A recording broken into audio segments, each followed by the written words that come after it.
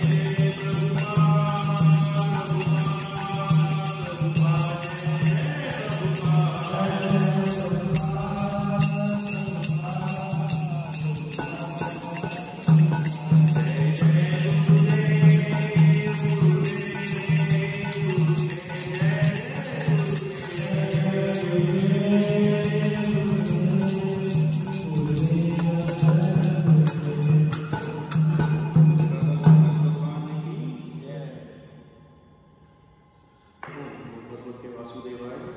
ओम नमो भगवते वासुदेवाय।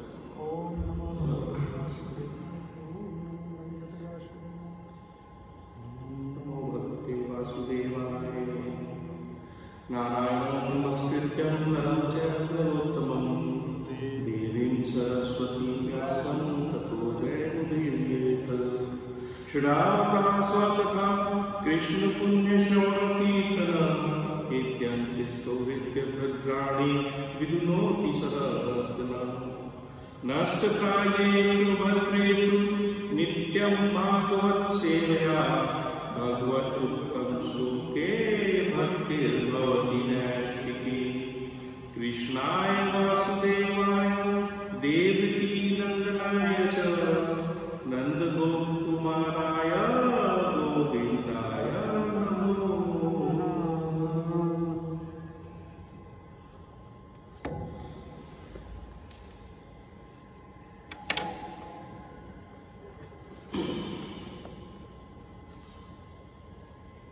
हरे कृष्णा।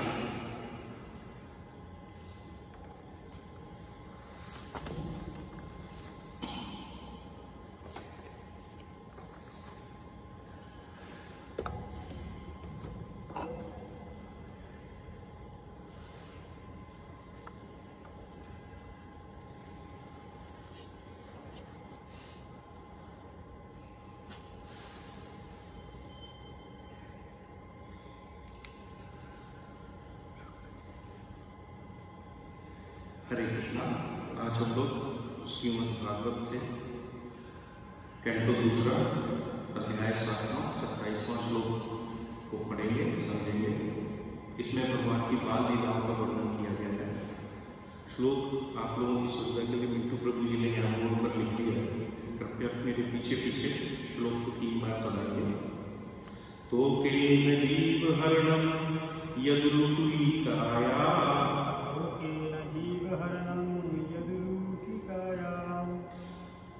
त्रैमासिकस्य च पदं शक्तोपवृतः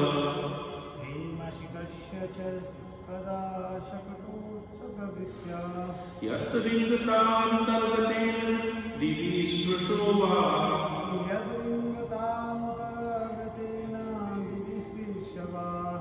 उन्मूलं तु तथा अर्जुनयो न भाव्यम्।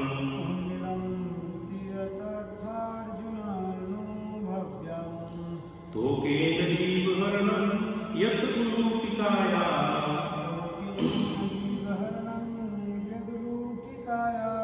त्रैमासिकस्य च पदा शक्तः अप्रिवतः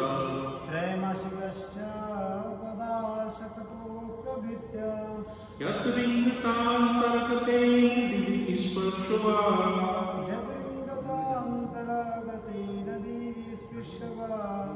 उन्मूलं तु इतरता अर्जुनयो न भाव्यम्।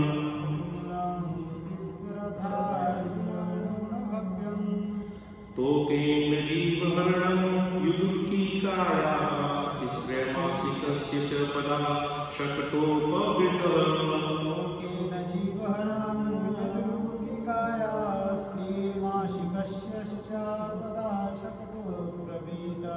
यद् लिङ्गतान्तर्गतेन दिवि स्पृशो वा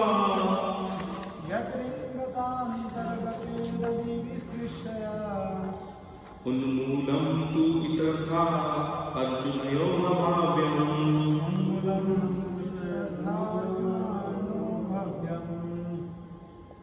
तो केन जीवहरणं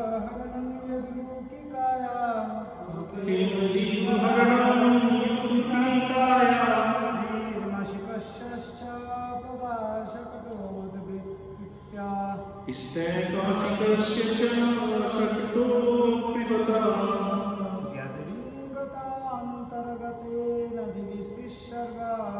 यद् लिङ्गतान्तर्गतेन दिवि स्पृशो वा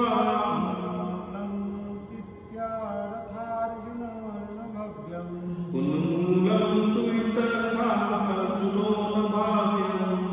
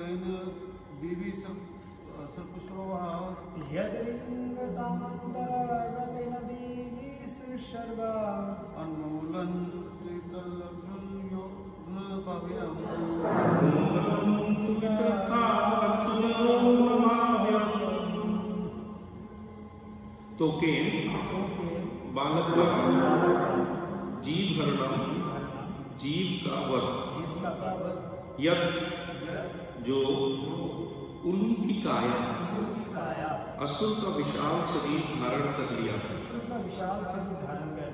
त्रैमासिक 3 मास का च भी पदा पैर से शक्ता अप्रिवतः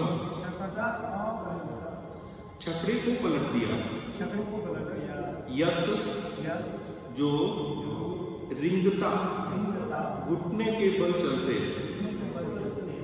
अंतर्गते बीच में जाकर दिवी आकाश में ऊंचे स्पृशो छूते हुए वा अथवा उन्मूलम जड़ सहित उखाड़ लेना तू लेकिन इतरथा के अतिरिक्त अन्य अर्जुनियों 2 अर्जुन वृक्षों का न भाव्यम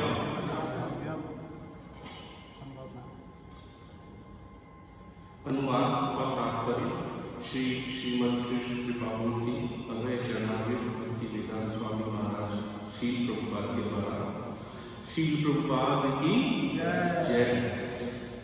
भगवान श्री कृष्ण के परमेश्वर होने में कोई संदेह नहीं है, अन्यथा जब वे अभी अपनी माता के गोद में थे तब पूतना जैसी राक्षसी का वध किस तरह कर सकते थे। 3 मास की आयु में ही अपने पांव से छकड़े कैसे पलट सकते थे और जब घुटने के बल पर चल रहे थे तभी गगनचुंबी अर्जुन वृक्षों के जोड़ों को समूल कैसे उखाड़ सकते थे। ये सभी कार्य स्वयं श्री भगवान के अतिरिक्त अन्य किसी के लिए असंभव है। तात्पर्य श्री भगवान का निर्माण मानसिक कल्पनाओं या वोटों की गणना से कोई नहीं कर सकता, जैसा कि आजकल के अल्पज्ञानी लोग करने लगे हैं। ईश्वर तो सदैव ईश्वर ही रहते हैं और सामान्य जीवात्मा नित्य ईश्वर का एक अंश ही है। ईश्वर एक एवं अद्वितीय है, किंतु सामान्य जीवात्मा अनगिनत है।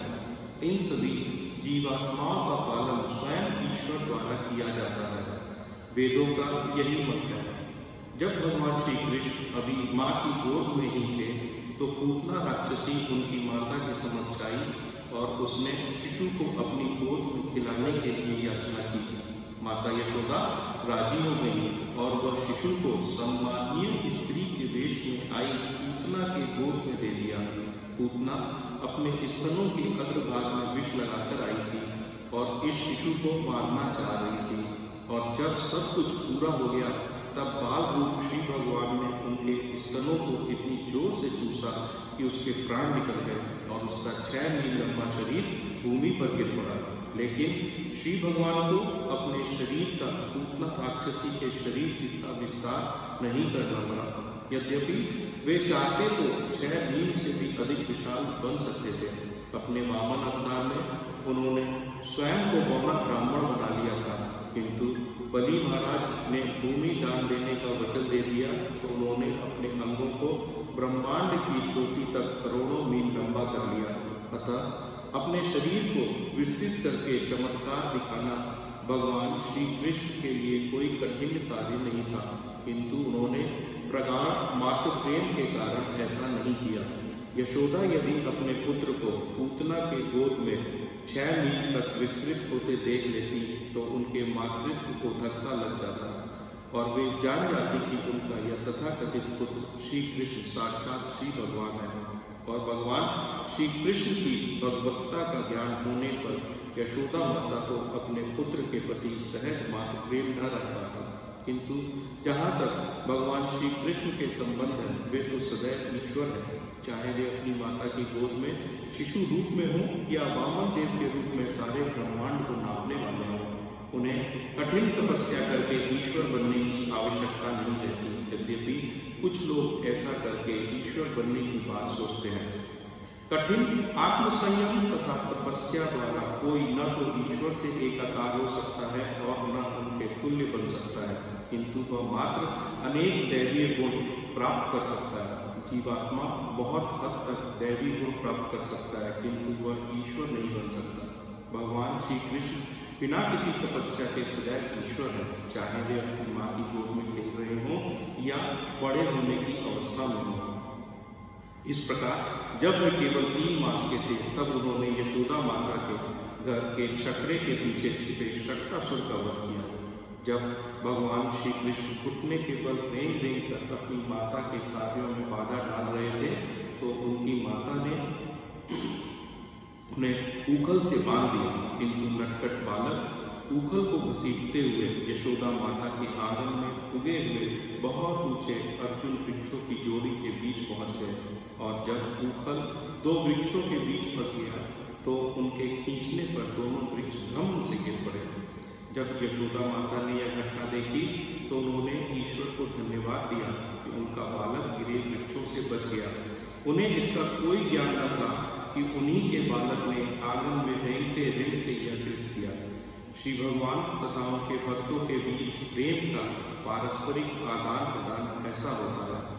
यशोदा माता ने श्री भगवान को पुत्र के रूप में चाहा और श्री भगवान उनकी गोद में शिशुवत क्रीड़ा करते रहे, किंतु साथ ही जब जब आवश्यकता पड़ी उन्होंने सर्वशक्तिमान श्री भगवान की भूमिका निभाई।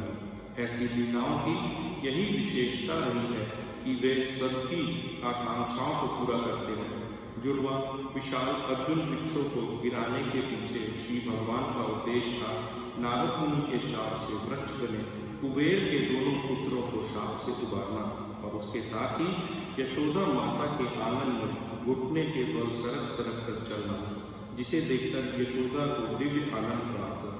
श्री भगवान चाहे जैसी भी स्थिति में रहते तो ब्रह्मांड के स्वामी ही हैं, और वे इच्छानुसार विराट या लघु रूप धारण कर सकते हैं और श्री भगवान के रूप में कार्य कर सकते हैं।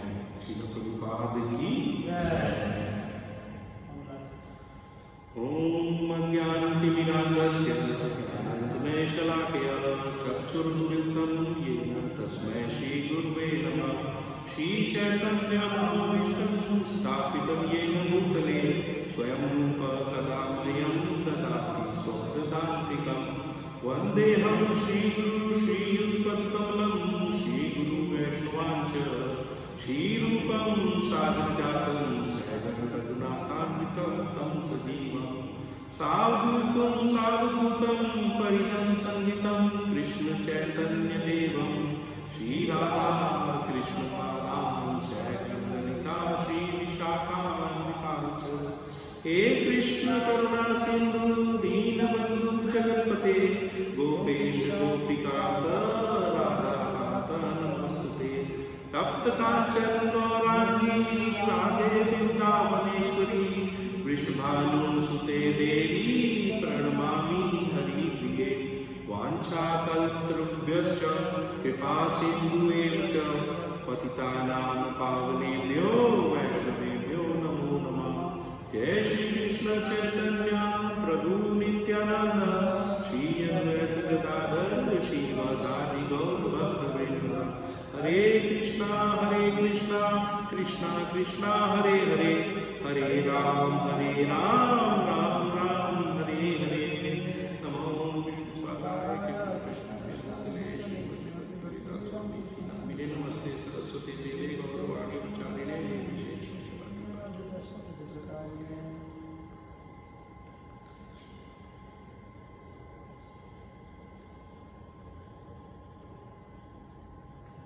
हरे कृष्णा। तो ये जो आज का श्लोक है और ये जो अध्याय चल रहा है, ये ब्रह्मा जी और नारद जी के बीच का संवाद चल रहा है। अलग अलग अवतारों का विवरण हमें अलग अलग श्लोकों में मिला। 25वें श्लोक में हमने श्री राम जी के अवतार के बारे में पढ़ा, 26वें में हमने श्री भगवान कृष्ण के बारे में, और अब 27वें श्लोक में सुखदेव गोस्वामी भगवान कृष्ण की 3 बाल लीलाओं को वर्णन करते हैं। पहली बाल लीला पूतना वध, दूसरी शंकासुर का संहार और तीसरी नल पूर्व तथा मणिग्रीव का उद्धार। देखिए, हमने इससे पहले के श्लोक में, श्लोक नंबर 26 में एक शब्द पढ़ा था, आत्म महिमो उपनिबंधानी, अर्थात भगवान का जो ऐश्वर्य है, भगवान का जो ऐश्वर्य है उसको उपनिबंधानी अर्थात अधिकता में उनके माधुर्य के द्वारा छुपा दिया जाता है। ये ऐसा भगवान के अन्य अवतारों के साथ नहीं होगा। तो जब यहाँ तात्पर्य, जब यहाँ अनुवाद में प्रभुपाद लिख रहे हैं कि ये सभी कार्य स्वयं श्री भगवान के अतिरिक्त किसी के अन्य के लिए भी असंभव है, तो यहाँ ये नहीं कह रहे हैं कि ये सिर्फ किसी इंसान के लिए असंभव है, अपितु ये समस्त अवतारों के लिए भी असंभव है कि अपने ऐश्वर्य को प्रदर्शित करते हुए भी अपने ऐश्वर्य का प्रदर्शन न करना, उसको माधुर्य से ढक लेना, ये सिर्फ और सिर्फ भगवान की ही कृपा है जिससे ये भगवान ही कर सकते हैं। जैसा कि बाकी के अवतारों में भगवान को अपना रूप बदलना पड़ा। वामन अवतार में जब बलि महाराज ने 3 मत देने का वचन दे दिया तो भगवान को अपना रूप में विस्तार करना पड़ा और अपने रूप को विस्तार करके त्रिविक्रम रूप में आना पड़ा, तब जाकर उन्होंने 3 ब्रह्मांडों को लाना पड़ा। ऐसा इस अवतारों में भगवान नहीं करते हैं, क्योंकि यहाँ पे जब भी भगवान ऐश्वर्य का अपना प्रदर्शन करते हैं तो वो उसको अपने माधुर्य से ढक लेते हैं। उसका कारण ये रहेगा कि भगवान नहीं चाहते कि माता यशोदा को, जो उनकी नित्य माता है, ये पता चले कि ये बच्चा ही स्वयं श्री कृष्ण स्वयं भगवान है, और उनका जो माधुर्य है, जो परस्पर माधुर्य प्रेम है उनका, उसमें कोई असहज भाव है, इसलिए वो नहीं करते हैं। फिर प्रभुपाद अपने तात्पर्य में बताते हैं कि भगवान का निर्माण मानसिक कल्पना या वोटों की गणना से नहीं कर सकता, जैसे कि आजकल के अल्पज्ञानी लोग करते हैं। यानी भगवान की सत्ता मूर्ख लोगों के वोटों पर निर्भर नहीं करती। इसको आप ऐसे समझ सकते हैं कि जैसे सूर्य की सत्ता उल्लुओं के वोटों पर निर्भर नहीं करती। उल्लू हम सब जानते हैं, उल्लू एक पक्षी है जिसको दिन में दिखाई नहीं देता, उसको रात में ही दिखाई देता है। उसने कभी भी सूर्य के दर्शन नहीं किए। अब अगर 100 उल्लू इकट्ठे हो गए और उन्होंने कहा आज सूर्य की सत्ता के लिए वोट करना, और सबने वोट किया, तो क्या आपको लगता है कि सूर्य की सत्ता उन उल्लुओं के वोटों पर निर्भर करेगी? उल्लुओं का जो मत हो, सूर्य था, सूर्य है और सूर्य रहेगा। इसी प्रकार ये प्रभुपाद अपने तात्पर्य में बताते हैं कि कुछ मूर्ख लोग भगवान की मानसिक कल्पना या वोटों के आधार पर भगवान का निर्णय करते हैं, जो संभव नहीं है। वो ऐसा कुछ भी नहीं कर सकते हैं। ऐसे मूर्ख लोग भगवान बनने का सिर्फ एक कारण होता है, और वो होता है पूजा, लाभ, प्रतिष्ठा। उनकी पूजा होनी चाहिए, उनको लाभ मिलना चाहिए, और उनकी समाज में प्रतिष्ठा होनी चाहिए। इन्हीं 3 चीजों के लिए वो तपस्या करते हैं। अब देखिए, वो तपस्या करते हैं तो तपस्या भी किससे करते हैं? ईश्वर की करते हैं। अगर आप किसी चीज की तपस्या कर रहे हैं तो किसी को खुश करने के लिए कर रहे हैं। तपस्या तो किसी को खुश करने के लिए कर रहे हैं, किसी को खुश कर रहे हैं, अर्थात वो आपसे ज्यादा सर्वशक्तिमान है जिसकी आप तपस्या कर रहे हैं, और आप उससे कुछ दैवीय गुण तो ले सकते हैं, पर उसका रूप नहीं ले सकते। आप भगवान नहीं बन सकते। तो ऐसे लोग हैं जो ये सोचते हैं कि हम तपस्या करके और भगवान का स्थान ले सकते हैं।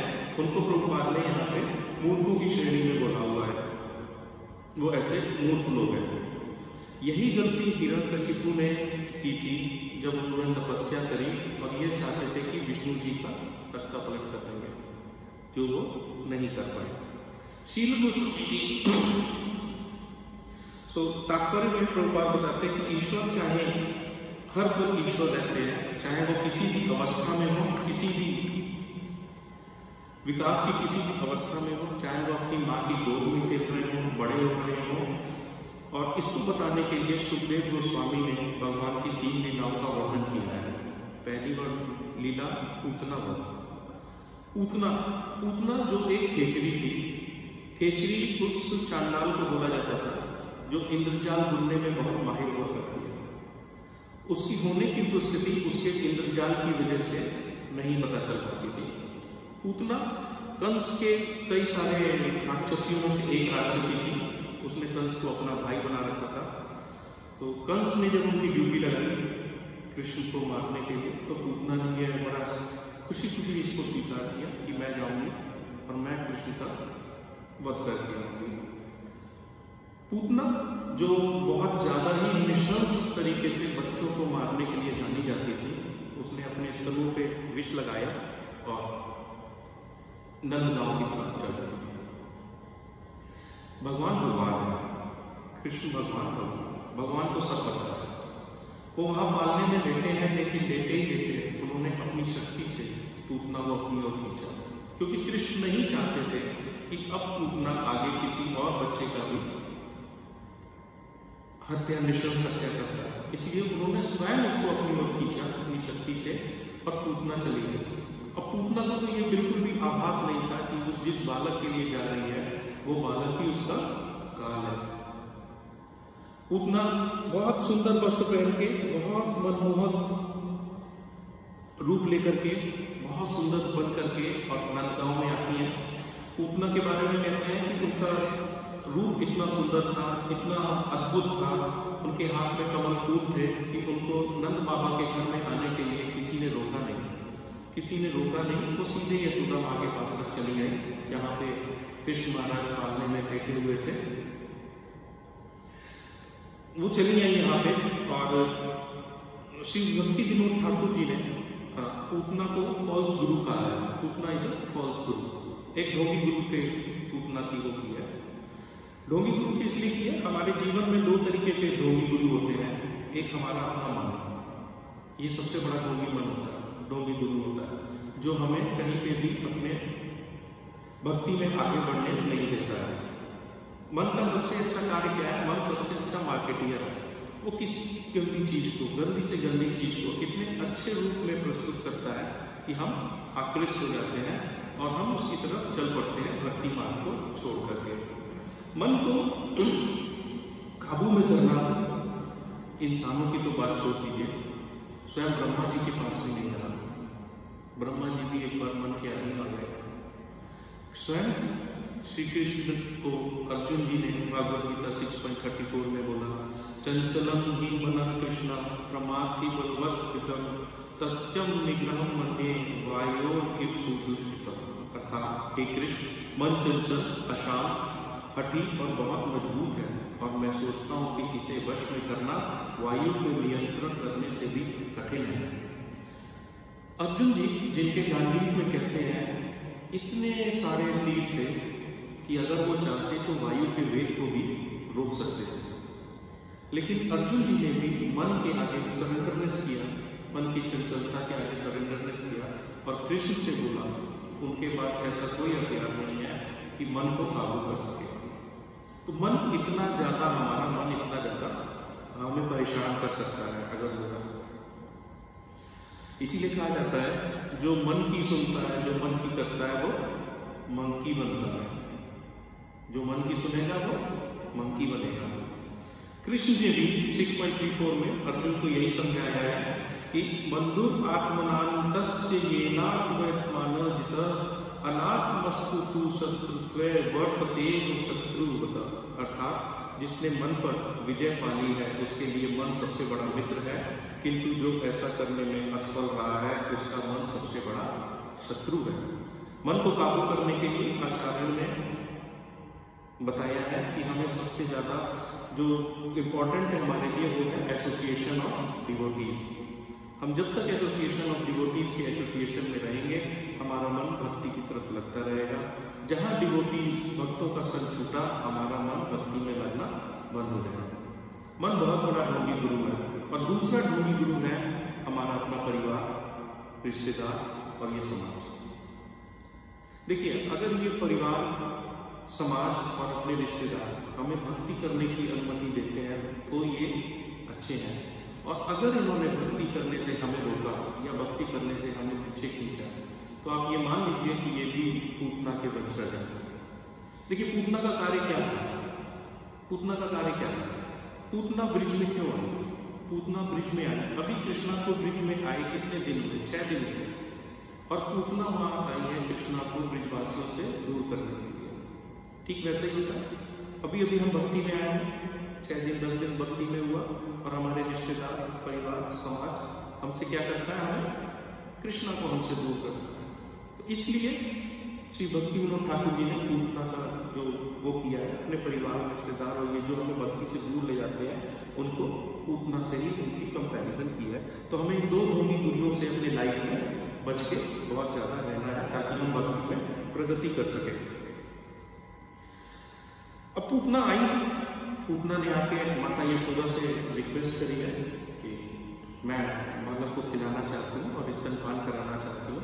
माता यशोदा जो पूतना के वेश से, पूतना के आबो हवा से बहुत ज्यादा प्रभावित थी। उन्हें लगा स्वयं महालक्ष्मी आई है और श्री कृष्ण से मिलने, तो उन्होंने बहुत ही सरस भाव से, वात्सल्य प्रेम के भाव से कृष्ण को पूतना की गोद में ले लिया। अब कृष्ण तो भगवान, उन्हें तो सब पता है कौन किस मंशा से मेरे पास आया है। कृष्ण ने मन ही मन सोचा और बोला चलो ठीक है, तुम माँ बन के आई हो तो मैं बेटे का फर्ज निभाऊंगा, मैं तुम्हारा स्तनपान भी करूंगा, दूध भी पीऊंगा और तुम्हें मोक्ष भी दूंगा। पूतना पिछले जन्म में रत्नावली थी। इसमें बड़ा चलता है, ब्रह्म संहिता कहती है कि रत्नावली बलि महाराज की बहन थी और गर्भ संहिता में यह आता है कि बलि महाराज की बेटी थी। क्या जो भी बलि महाराज के खानदान से थी रत्नावली और बहुत नेक स्त्री थी, पूजा पाठ वाली थी। तो जब बटुक ब्राह्मण, देवताओं ने जब बटुक ब्राह्मण को आशीर्वाद दिया और अन्य तरीके के सामान दिए और उनको बलि महाराज के पास एक खास उद्देश्य से भेजा, तो वो बलि महाराज के जब दरबार में पहुंचे तो रत्नावली की नजर सबसे पहले बटुक ब्राह्मण पे पड़ी। बटुक महाराज छोटे से थे, बटुक ब्राह्मण बहुत छोटी से उम्र के थे, बहुत ही मोहित उनका स्वरूप था। तो उसको देख के रत्नावली के मन में भाव उत्पन्न हुआ, वो भाव उत्पन्न हुआ कि काश मेरा पुत्र भी ऐसा ही होता। देखिए भगवान ने वो वाला भाव, रत्नावली के उस जन्म का भाव कहाँ ग्रहण कर लिया। सो भगवान के आगे जब हम खुले दिल से, साफ दिल से, स्वच्छ दिल से कोई भी भाव रखते हैं तो भगवान वो भाव सदा स्वीकार कर लेते हैं। रत्नावली का वो वाला भाव भगवान ने ग्रहण किया। फिर वामन अवतार की कथा चली। बटुक ब्राह्मण ने बलि महाराज को बंदी बनाया, रत्नावली को क्रोध आ गया। रत्नावली को क्रोध आ गया, उन्होंने अपशब्द बोल दिए बटुक ब्राह्मण को, जो स्वयं श्री कृष्ण का अवतार थे। वहां उनसे अपराध हो गया, उन्होंने उनको उद्दंड बालक तक बोल दिया। उसी अपराध की वजह से इस जन्म में रत्नावली को पूतना का जन्म लेना पड़ा। लेकिन चूंकि उनके मन में भाव था कि बटुक ब्राह्मण जैसा पुत्र मेरा होना चाहिए, उस भाव को भगवान ने लिया और आज उसी भाव में भगवान उनकी गोद में लेते हैं और वो स्तनपान कराने के लिए विष लगाते हैं। पूतना के मन में तो था विष लगाऊंगी और आज इस बच्चे का संहार कर दूंगी और कंस को जाके ये खुशखबरी दूंगी कि मैंने तुम्हारा दुश्मन खत्म कर दिया। पर श्री कृष्ण को पता था, उन्होंने जैसे ही स्तनपान किया उसके दूध के संग संग उसके प्राण भी हट गए। पूतना जो 6 मील लंबी काया की बताई जाती है शास्त्रों में, धड़ाम से जाके जमीन पे गिर पड़ी और चिल्लाने लगी मुझे छोड़ दो, मुझे छोड़ दो, मुझे छोड़ दो। पर कृष्ण ने उनका वध किया। वध करने के बाद ब्रजवासियों ने उनको अग्नि स्वरूप भेंट किया और उनको मोक्ष मिला। कृष्ण भगवान 6 दिन के थे और 6 मील लंबी पूतना का उन्होंने वध किया। अब आप ये सोचिए, ये बात कोई माता यशोदा को आप बता सकते हैं, उनको कन्विंस कर सकते थे? नहीं कर सकते थे, क्योंकि माता के लिए तो वो एक बालक है, गोपियों के लिए वो बालक थे जो पूतना के स्तनपान करते हुए उनके शरीर पे गिर गया, वो दौड़ के उनको उठाया और उनको बचाया। ये भगवान का जो ऐश्वर्य है कि इतनी बड़ी पूतना को मारने का ऐश्वर्य जो भगवान का है, लेकिन इसी ऐश्वर्य को उन्होंने अपने माधुर्य से ढक लिया। ये भगवान के अलावा कोई नहीं कर सकता। वामन अवतार में भी भगवान को त्रिविक्रम रूप लेना पड़ा 3 पद ब्रह्मांड नापने के लिए। श्री राम को भी ताड़का का वध करने के लिए तीर की जरूरत पड़ी थी। पर श्री कृष्ण जो स्वयं भगवान है, उन्होंने सिर्फ फोटो के द्वारा इतनी विशाल राक्षसनी का वध कर दिया। तो इसमें ये बताते हैं, प्रभुपाद इसमें ये क्लियर करना चाहते थे, सुखदेव स्वामी ने ये बताया कि ये जो ऐश्वर्य है, ये जो कार्य है, ये भगवान के अलावा कोई नहीं कर सकता था।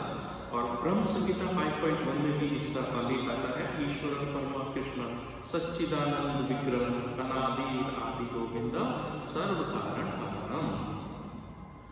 इसके बाद दूसरा वो है शक्तासुर का संहार, जिसमें सुखदेव गोस्वामी ने फिर से बताया कि भगवान अपने ऐश्वर्य को कैसे माधुर्य में छुपा करके प्रस्तुत करते हैं, जो सिर्फ एक भगवान को ही आता है करना। शक्तासुर कंस के द्वारा भेजा गया एक असुर था, जो कृष्ण को मारने के लिए आया। अब कृष्ण 100 दिन के हो चुके थे, माता यशोदा को एक बहुत बड़ा उत्सव करना था। नंद महाराज के पास गई और उत्सव एक्चुअली में 100 दिन के साथ साथ ये भी था कि आज पहली बार कृष्ण भगवान ने करवट लिया। देखिए संसार में हम माँ बाप हम भी हैं, हम जानते हैं बच्चे की पहले करवट, बच्चे का पहला पग चलना या बच्चे का पहला शब्द बोलना माता पिता के लिए कितना वात्सल्यपूर्ण कार्य होता है। तो उस दिन माता यशोदा का भी वात्सल्य चरम पे था, क्योंकि आज कृष्णा ने पहली बार करवट ली है। वो नंद महाराज के पास गई और बोली कि महाराज आज तो बड़ा उत्सव होना चाहिए, आज ऐसा हुआ। शक्तासुर को ये मौका मिला, उसको लगा आज तो बहुत लोग आएंगे, मैं भी इन्हीं में छिप के चलता हूँ और कृष्ण का वध करके आता हूँ। शक्तासुर ने सकट का रूप धारण किया और छकड़े में जाकर छुपा, जहाँ बहुत सारा छकड़ा यानी बैलगाड़ी में बहुत सारा गोरस रखा हुआ था। गोरस का मतलब घी रखा हुआ था। वहां शक्तासुर भी एक शकट के रूप में जाके छुप गया। माता यशोदा जो बहुत ज्यादा बिजी थी अपने उत्सव में, फंक्शन में, उन्होंने ठाकुर जी को उठाया, कृष्णा को उठाया और बैलगाड़ी के नीचे छाव में लिटा दिया और बाकी बाल गोपालों को बोला कि थोड़ी देर ध्यान रखना, मैं अभी आती हूँ। देखिए ये दो पल हैं जो शास्त्रों में भी मिलता है कि यशोदा माता ने श्री कृष्ण को इग्नोर किया, जो उनकी नित्य माता रही है, उन्होंने कृष्ण को इग्नोर किया और दोनों बार कृष्ण को क्रोध आया और उन्होंने घर में तहस नहस की। पहला उखल लीला, दूसरी आज जब उनको छकड़े के नीचे उन्होंने लिटा दिया और वो चली गई। इससे हमें ये सीख मिलती है कि हम जब भी अपने जीवन में कृष्ण को इग्नोर करेंगे तो हमारे जीवन में उथल पुथल होना तय है। ये बहुत बड़ी सीख हमें नित्य माता यशोदा के थ्रू भगवान ने हमें दिया है। जब भी हम जीवन में कृष्ण को इग्नोर करेंगे, हमारे जीवन में उथल पुथल होना बहुत स्वाभाविक है। आज भी क्रोध में कृष्ण लेटे हुए हैं छकड़े के नीचे और ऊपर गोरस रखा है, उन्हें गुस्सा, ऊपर शक्तासुर भी बैठा हुआ है, उन्हें क्रोध है कि सारे रसों का राजा मैं हूं, तो ऊपर गोरस क्या करता। उन्होंने अपने छोटे नन्हे त्रैमासिक से, शब्द आ रहा है त्रैमासिक, 3 महीने के छोटे पाँव। आप सोचें हम सब के बच्चे 3 महीने के पाँव कितने मुलायम पाँव होते हैं। उस पैर से उन्होंने छकड़े को पलटा और सारे शक्तासुर सारे शक्तों के नीचे दब के मर गया। गोपियां माता यशोदा सब दौड़ी दौड़ी आई और उन्होंने आके देखा और बोला, हे भगवान, बहुत ही तुम्हारी कृपा है कि मेरा बालक बच गया। अब क्या आप माता को कन्विंस कर सकते हैं कि 3 महीने के बच्चे ने इतने बड़े शक्तासुर को मारा? नहीं कर सकते। छकड़े को लात मार के शक्तासुर को गिरा दिया 3 महीने के बालक ने, नहीं कर सकते। वो सिर्फ इसलिए भगवान ने अपना ऐश्वर्य दिखाया और अपने ऐश्वर्य को माधुर्य से छिपा दिया, ताकि माता का गोपियों के संग उनका जो वात्सल्य है उसमें सहजता बनी रहे। कहीं पे भी इनको ये एहसास होता है कि मैं ही परम भगवान श्री कृष्ण हूँ, तो इनकी वात्सल्य में जो सहजता रहेगी वो सहज भाव नहीं रहेगा। भगवान ने ऐश्वर्य दिखाने के संग संग इन सब का भी विशेष ध्यान रखा है। तीसरी, नलकूवर तथा मणिगिरी की कथा सुखदेव स्वामी ने यहाँ पे बताई है। जब उखल लीला हो रही थी तो भगवान रेंगते जो भगवान रेशम की रस्सी से माता ने यशोदा ने उखल के साथ बांधा था। रस्सी देखिए मुलायम कितनी थी, रेशम की रस्सी से माता ने उसको बांधा था। जय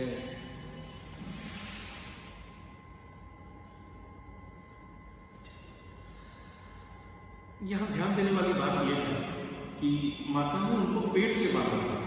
कृष्णा चाहते तो हाथ से रस्सी खोल सकते थे, हाथ तो खुले थे उनके, लेकिन वो रस्सी प्रेम की रस्सी थी। तो इससे यही सीख मिलती है कि कृष्णा को अगर बांधना है तो सिर्फ प्रेम की रस्सी से बांध सकते हैं और किसी रस्सी से आप नहीं बांध सकते।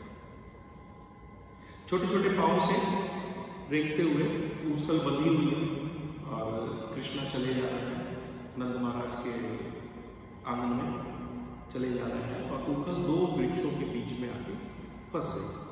वो दो यमुनाचल के पेड़ गगनचुंबी पेड़, गगनचुंबी गगन को छूते हुए। अमूमन जब हम किसी बड़े पेड़ के नीचे खड़े होकर के आप अगर उन पेड़ों को देखेंगे तो ऐसा लगता है कि ये पेड़ आकाश को छू रहे हैं। सेम वैसे ही वहां पे था, कृष्णा छोटे हैं और गगनचुंबी पेड़। कृष्णा तो निकल रहे थे उन दो पेड़ के बीच से, लेकिन ऊखल फंस गया उसके बीच में जाके। कृष्णा ने थोड़ा जोर लगाया, थोड़ा और जोर लगाया और दोनों पेड़ धाम से जाके नीचे जमीन पे गिर गए। ये दोनों जो अर्जुन के पेड़ थे, ये पिछले जन्म में देवताओं के जो कोषागार कुबेर महाराज, उनके दो पुत्र थे जिनका नाम नल कुंवर और मणिग्रीव था। जैसे हमेशा होता है, धनवान के पुत्र प्रायः मदिरा और स्त्रियों के आदि हो जाते हैं, वैसे ही कुबेर महाराज के दोनों पुत्र भी मदिरा और स्त्रियों के साथ मैथुन में रत रहा करते थे। ये एक बार शिव महाराज के मंदाकिनी गंगा के तट पर कैलाश प्रदेश में भगवान शिव के द्वार में प्रवेश कर गए। वहां पे अपनी सखियों के संग गए। वहां पे मंदाकिनी गंगा नदी में नग्न होकर के और वहां इन्होंने अपनी जल क्रिया करने लगे। उसी वक्त वहां से नारद मुनि निकल रहे थे। चूंकि जो स्त्रियां उनके संग थी उन्होंने कोई मजरापान नहीं किया हुआ था, इसलिए वो होश में थी और उन्होंने नारद मुनि को देखा, उन्हें लज्जा आई और उन्होंने अपना शरीर ढक लिया। लेकिन ये दो नलकुंवर और मणिग्रीव ये इतने ज्यादा उन्मत्त थे, इतने ज्यादा नशे में थे कि इन्हें ये पता नहीं चला कि नारद मुनि यहाँ पे आ चुके हैं और वो अपनी जल क्रीड़ा में मस्त रहने लगे। हाँ, उनका भी उपवास करने लगे। नारद मुनि को गुस्सा आया, उन्होंने फिर उन दोनों को श्राप दिया कि आपको नग्नावस्था बहुत अच्छी लगती है, कई 100 वर्षों तक आप नग्न ही बने हैं पेड़ों के रूप में। लेकिन नारद मुनि जो कृष्णा के सबसे बड़े भक्त हैं और दयालु भी बहुत है, उन्होंने ये भयतु की कृपा भी उन पे की कि आप पेड़ बन के कहीं ऐसी वैसी जगह नहीं रहेंगे, आप नंद महाराज के घर में रहेंगे और जब द्वापर युग में श्री कृष्ण जन्म लेंगे वो आपको उद्धार करेंगे और आपको अपने गोलोक में वापस ले जाएंगे, क्योंकि आप उनका दर्शन मिलेगा आपको। तो आज वही जो अर्जुन के पेड़ थे, पेड़ भी अर्जुन के पेड़ बनाया, उनको अर्जुन के पेड़ बनाया, बिल्कुल। आज वो जो अर्जुन के पेड़ थे वो जब धम से नीचे गिरे तो उन दो पेड़ों में से प्रज्वलित हुए दो युवा देवता प्रकट हुए, जिन्होंने भगवान को प्रणाम किया, भगवान को प्रार्थना की, हे प्रभु आपने हमारा उद्धार किया, नारद मुनि के श्राप से हमें आजादी दिलाई है, हम ये इतने सालों में हम ये समझ चुके हैं आपके आगे आपकी भक्ति के अलावा कुछ भी नहीं है, तो हमें और हमारे अंगों को आज से आप ही आशीर्वाद दें, हम हमेशा आपकी सेवा में रहें। श्री कृष्ण ने उनको देखा, उनको बोला कि तुम दोनों पवित्र हो चुके हो, अब देवताओं के लोक में जाओ, वहाँ जाकर के तुम इस बात से मुक्त हो और वहाँ जाकर के तुम अपनी भक्ति को आरंभ करो। इस तरीके से घुटने के बल चलते चलते भगवान ने इन दोनों अर्जुन के पेड़ों को भी मुक्ति दिलाई और दोनों देवताओं को अपने धाम वापस लेकर गए। तो ये जितनी भी लीला है, ये जितनी भी